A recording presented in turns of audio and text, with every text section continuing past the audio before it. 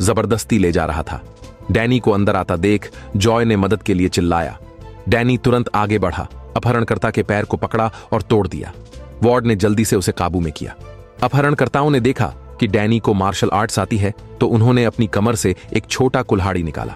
यह देखकर डैनी ने भी लड़ाई की मुद्रा अपनाई। कुल्हाड़ी लगातार डैनी पर हमला कर रही थी, लेकिन डैनी ने आसानी से उसे टाल दिया। एक अपहरणकर्ता कूदकर डैनी पर वार करने लगा, लेकिन वह जमीन पर जा लगा। डैनी ने पीछे मुड़कर उसे किक मारकर गिरा दिया। जैसे ही एलिवेटर पहुंचा, उन्होंने जल्दी से जॉय को अंदर खींचा। एक और अपहरणकर्ता कूदकर डैनी पर हमला करने की कोशिश करने लगा और कुछ बार घूमते हुए वार किया, लेकिन उसे भी किक मारकर गिरा दिया गया। एलिवेटर का दरवाजा बंद होने वाला था, तब डैनी तेजी से आगे बढ़ा और दोनों हाथों से दरवाजा खोल दिया। डैनी सफलतापूर्वक एलिवेटर में प्रवेश कर गया। एलिवेटर का दरवाजा धीरे धीरे बंद हुआ और डैनी ने अंदर मौजूद 3 अपहरणकर्ताओं के साथ युद्ध शुरू किया। हालांकि जगह सीमित थी, लेकिन इसका डैनी की लचक पर कोई असर नहीं पड़ा। जब एलिवेटर का दरवाजा खुला तो सभी अपहरणकर्ता डैनी द्वारा आसानी से निपटाए जा चुके थे।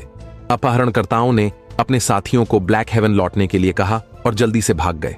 डैनी जॉय को मार्शल आर्ट्स स्कूल ले गया और कॉलिन से ब्लैक हेवन के बारे में पूछा। कॉलिन ने कहा कि ब्लैक हेवन ब्रैड म्यू का इलाका था।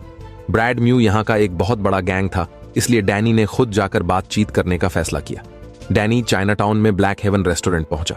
वह दूसरी मंजिल पर गया और सीधे रिसेप्शन डेस्क पर जाकर रिसेप्शनिस्ट से कहा कि उनके बॉस को बुलाकर उससे मिलाया जाए।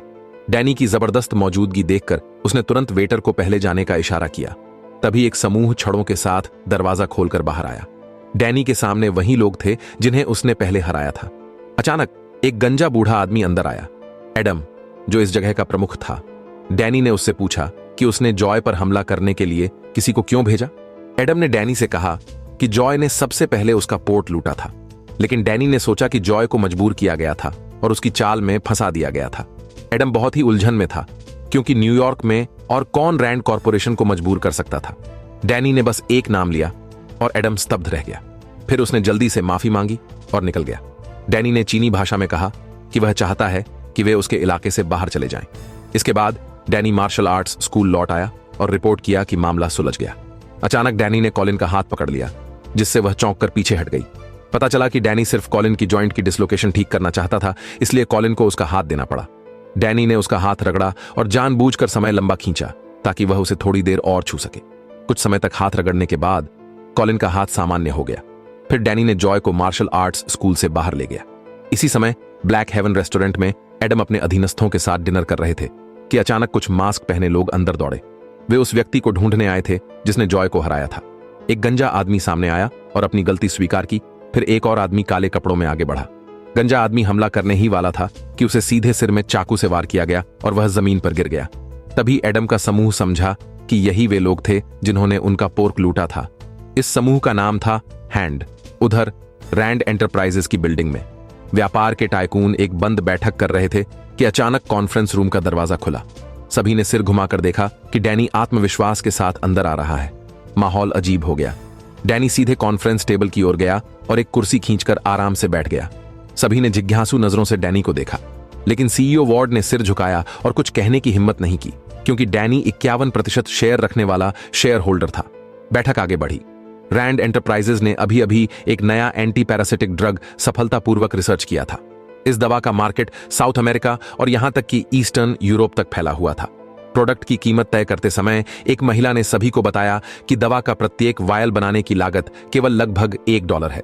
एक आदमी ने सुझाव दिया कि कीमत $50 रखी जाए ताकि भारी मुनाफा कमाया जा सके। एक आदमी ने कहा कि उसने सोचा कि जीवन रक्षक दवाओं की कीमत इतनी ऊंची नहीं रखनी चाहिए, लेकिन वार्ड ने कहा कि यही बिजनेस की दुनिया का तरीका है। डैनी ने घोषणा की कि वह इसे केवल लागत मूल्य पर बेचेगा, जिससे कॉन्फ्रेंस रूम में मौजूद सभी लोग हैरान रह गए, लेकिन किसी की भी हिम्मत नहीं हुई कि वह विरोध करे। डैनी ने दृढ़ता से कहा कि वह दूसरों के दर्द से लाभ नहीं कमा सकता।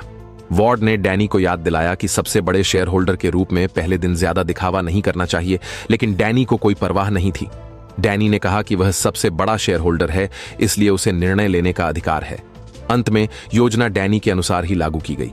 उस दिन डैनी घर पर व्यायाम कर रहा था कि अचानक दरवाजे पर खटखटाहट सुनाई दी। डैनी ने चश्मी छेद से देखा, लेकिन बाहर किसी को नहीं देखा। डैनी ने दरवाजा खोला और देखा कि जमीन पर एक बॉक्स पड़ा है।